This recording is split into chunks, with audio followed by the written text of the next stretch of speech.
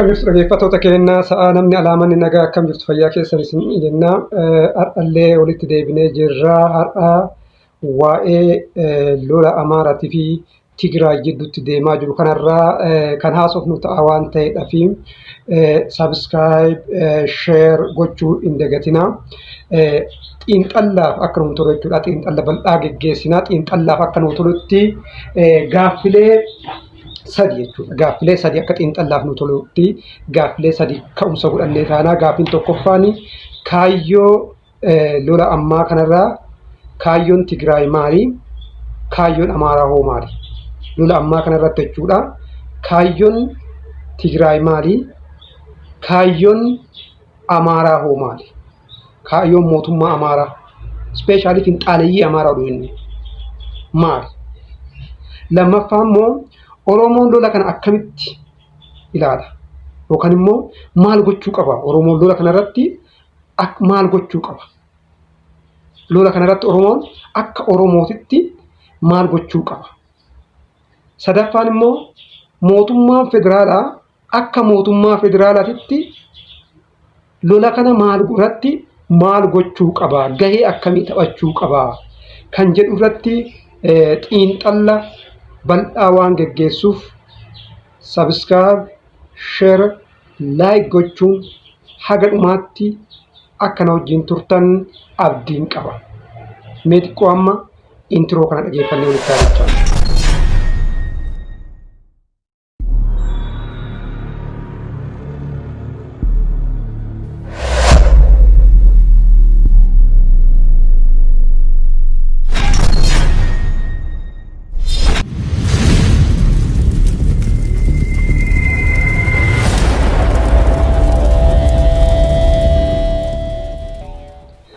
Okay, galatooma. Walitti deebinee jirra. Amma akkuma jalqaba irratti isinitti himuuf yaalatte jechuudha. Kaayyoon Tigraay yookaan immoo kaayyoon Tigraay lola kanarratti maali? Kaayyoon Amaaraa hoo maali kan jedhu ilaalla isin jedheeraa gaaffii tokkoffaan isaa. Kana asirratti mee haa ilaallu. Kaayyoon Tigraay maali kan jedhu lola kanarratti. Akkuma beektanii waliigaltee Afrikaa kibbaa sanirratti maaltu ture? Loltoonni Amaaraatii fi loltoonni Eertiraa jechuudha lafa Tigraay keessaa bahuu qabanii kan jedhudha jechuudha. Kun odumaa kanaan jiru amma maaltu ta'ee lafa san keessaa bahuu dhiisiin mootummaan naannoo Amaaraa lafa Tigraay kiyya jettuun kana jechuudha. Walqaayitee, Tsagadee, Almaaxaa, Raayyaa lafa kiyya Tigraay jettuun kana maal godhee mootummaan Amaaraa kaartaa ofii keessatti galchee jechuudha. Kaartaa ofii keessatti galcheetiniin kitaaba irratti baasee dhaloota ittiin barsiifataa jira jechuudha. Kanaafuu lola kanarratti kaayyoon Tigraay lafa isaanii waggaa 30 jechuudha. Waggaa 30 bulchaa kan turanii deeffachuudha. Waan biraa of keessaa qabu jechuudha. Lafa kana deeffachuudha. Yeroo waliigaltee sanii lafti kun akka deebi'u mootummaan naannoo Amaaraa loltoota isaa naannoo kana keessa akka baasuu dhimee jira. Hin baafne. Kanaafuu Tigraay maal gochuudha? Lafa kana deebiftee fudhachuudha jechuudha. Eega tolaan dida humnaan jechuudha. Tolaan akka baa'u kadhatamee ture. Tolaan hin taane. Kanaafuu lolaan deebiftee lafa kana qabachuudha jechuudha. Kanallee immoo kan ilaaltan taate naannoo magaalaa tokko haga ammaatti odeeffannoo jiru maal gootee jirti? Magaalaa tokko to'attee jirti jechuudha. Kanaaf lafti kun eenyuun jalatti bulaa ture? Waggaa 30 jechuudha. Waggaa 30 fi Tigraayin jalatti bulaa ture jechuudha. Saniin duratti wanni naannoo jedhamu kun hin jiru jechuudha. Erga naannoo jedhamu naannoo Amaaraa, naannoo Tigraay, naannoo Sumaalee, naannoo uummata kibbaa jedhamu kun erga uumameen boodatti lafti kun eenyuma jala jira? Tigraayima jala jira jechuudha. Kanaafuu erga naannoon uumame Tigraayin jala eega jiraate lafti kun ka'ee nuti jedhamee yaaduma salphumatti ilaaluu hin danda'ama. Lafa Tigraay jechuun hin danda'ama jechuudha. Kanaafuu Tigraay maal gochuudhaaf lolaa jira? Lafa kana deeffachuudhaaf lolaa jira jechuudha. Kun akkanatti ilaalamuu danda'u qaba jechuudha. Amaarri hoo maaliif lola? Mootummaan naannoo Amaaraa haa jennu yookaan Amaaraa haa jennu, finxaaleeyyii Amaaraallee haa jennu, walumaa galatti maaliif lolaa jira kan jennu isaan maal jedhanii lafti kun ristii kenna. ristii kenna ka akaakayyoonni kenna abaabayoonni kenna akaakayyoonni kenna abaabileen kenna as nuu dabarsanii kanaaf ristii kenna Tigraay nurraa fudhatte nuti yeroo lolaa sanuyyuu olaantummaa seeraa kabachiisuuf lolle osoo hin taane ristii kenna deeffachuudhaaf lolle. Kanaafuu ammallee ristii kenna deeffannee jirra waan ta'eef ristii kenna kana immoo kaartaa kenna irratti galfannee dhaloota ittiin barsiifannee dhaloonni lafti kun kenna akka jedhee irratti guddatu goona dhaba waan biraa of keessaa qabu jechuudha. Ifaa miti dhaloonni kana akka qabatee guddatu goona lafti kun kenna akka jedhu. Walumaa galatti beektan lafti kun lafa istiraateejii waan ta'eef barbaada Amaarri. Kun asitti namni dogoggoruu hin qabne lafti kun istiraateejiidha waan ta'eef. Lafa galii guddaa ofirraa qabu waan ta'eef Suudaanii wajjillee wal qunnamsiisa waan ta'eef Amaarri kanaaf barbaada. Finxaaliyyiin Amaaraa jechuudha. Keessattuu mootummaa Amaaraa osoo hin taane finxaaliyyiin Amaaraa kan waa'ee lafa kanaa iyyanii dadhabsiisanii fi lafa istiraateejii waan ta'eedhaaf jechuudha.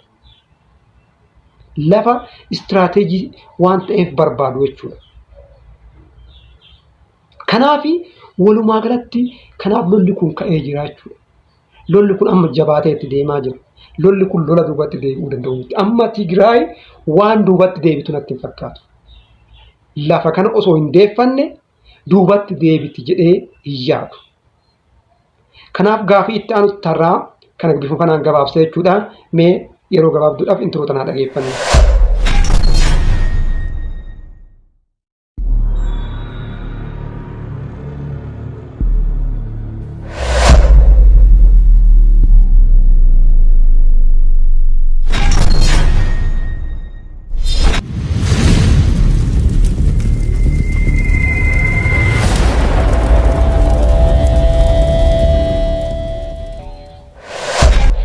Okay, deebinee dhufnee jirra. Subscribe, share, like, comment gochuu hin dagatinaa. Subscribe, like, comment gochuun keessanii hamilee guddaa nuuf ta'a jechuudha. Gaaffiin lammaffaan Oromoon akka Oromootti lolli kun yoo kan cimullee ta'e maal gochuu qabaadha jechuudha. Ani Oromoo yeroo kanatti jechuudha. Tigraay cinaa dhaabbachuu qabaachuu. Kunillee sababa mataa isaa qaba. Sababa mataa qaba isaa qabaachuu. Tokkoffaan Tigraay lafa ofii duraan bulchaa ture naa deebituu jedha malee lafa naannoon Amaaraa duraan bulchaa ture itti dabree fudhaa hin jenne. Inni ga tokko jechuudha. Lammaffaan immoo finxaaliyyiin Amaaraa wanni hunduu kenna jedhaa jiru. Adaamaan kenna, Shaashamanneen kenna, Wallagga kenna, wanti isaan kenna hin jenne hin jiru jechuudha. Sadaffaa immoo finxaaliyyiin Amaaraa maal barbaadu mootummaa qeenxee ka amantaa tokko saba tokko qofa leellisu ijaaruu barbaadu jechuudha. Kana mootummaan Tigraay kana gochuu barbaadu. Yoo diqqaate yeroo darbetti illee san federaalizimii kijiballee haa ta'u waan federaalizimii kijiballee haa ta'u waan san hojjetanii jiran jechuudha. Garuu finxaaliyyiin Amaaraa kana hin barbaadan. Mootummaa tokko amantaa tokko waan jedhu ijaaruu barbaadan jechuudha. Oromoon immoo kana hin barbaadu waan ta'eef kana hin deeggaru tokko. Kan biraa immoo uummanni Tigraay Finfinnee kiyya jedhaan jiru. Wallagga kiyya jedhaan jiru. Naannummaan Tigraay akka naannootti haa dhaabbattu. Naannoon Tigraay akka naannootti haa kabajamtu jedha. Kanaaf uummanni Oromoo anas dabalatee jechuudha eenyuun cinaa dhaabbata Tigraay cinaa dhaabbata. Maaliif bakka dhugaan jirtu dhaabbatta kaa? Dhugaan amma eenyuun bira jirti? Tigraay bira jirti jechuudha. Kaleessa gaafa Tigraay illee miti gaafa wayyaaneen dhugaa hin qabne gaafa wayyaaneen uummata miite san uummanni Oromoo lolee ni jira. Har'atti garuu dhugaan Tigraay bira waan jirtuuf uummanni Oromoo akka uummata Oromootitti Tigraay bira dhaabbachuu qaba jechuudha. Ka Tigraay bira dhaabbannu immoo faayidaa Tigraay qofaaf otoo hin taane faayidaa kennaafillee jechuudha.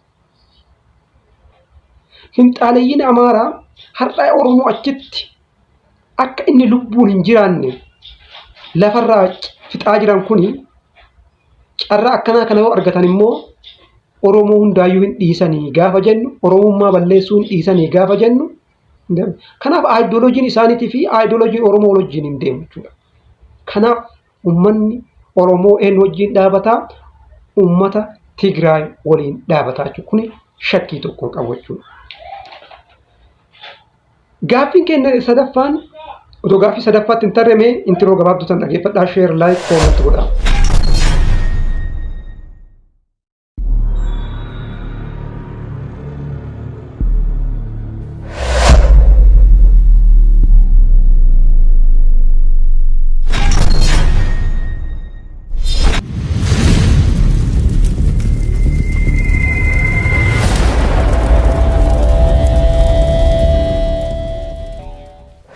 Gaaffiin keenya inni sadaffaan mootummaan federaalaa akka mootummaa federaalaatti maal gochuu qaba gaaffii jechuudha.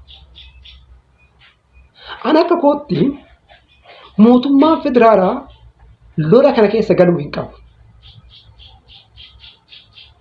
Waa sadi kaayaa ta'u yookaan alkallattiin akka Tigraay mo'attu taasisee lafa kana Tigraay jalatti galchuudha tokko yookaan immoo mootummaa naannoo Amaaraa irraa dhoowwee mootummaa Tigraay illee irraa dhoowwee ofii isaatii mootummaa federaalaa bulchuudha. Inni sadaffaan immoo naannoo san addatti naannoo gochuu gamaa gamanarraa waan itti dabalamuu qabu irratti dabalee jechuudha naannoo san naannoo gochuudha. Kana alatti dogoggorumaan jechuudha. Lafti kun mootummaa Amaaraa harka gallaaniin dogoggora hamaadha jechuudha. Dogoggora hamaadha. Kana namuyyuu kana raawwata jedhee hin yaadu kunillee hin raawwatama jedhee hin yaadu jechuudha. Maaliif gaafa wayyaan lolamu sanillee olaantummaa seeraa kabachiisuuf lolame malee ristii mootummaa Amaaraatiif deebisuuf hin lolamne jechuudha. Jarri immoo kan jedhu ristii kenna deebisuudhaaf lollee waan jedhuuf keessaa qaba waan ta'eef mootummaan federaalaa waan amma jedhe kana gochuu danda'a jechuudha. Kanaadhaan filannoo biraallee hin qabu waan jedhu jaalatee otoo hin taane filannoo biraa hin qabu. Filannoo ittiin fuudhee lafa kana Amaaraaf itti kennu gonkumallee hin qabu. Close cufamee jira. Takka hin qabu jechuudha. Faayidaan mootummaa federaalaatiillee faayidaan buusu, uummata Oromootillee faayidaan buusu, sabaaf sablammoota kamuyyuu faayidaa hin buusu jechuudha. Kanaaf kanarratti of eeggannoodhaan itti deemamuu qaba.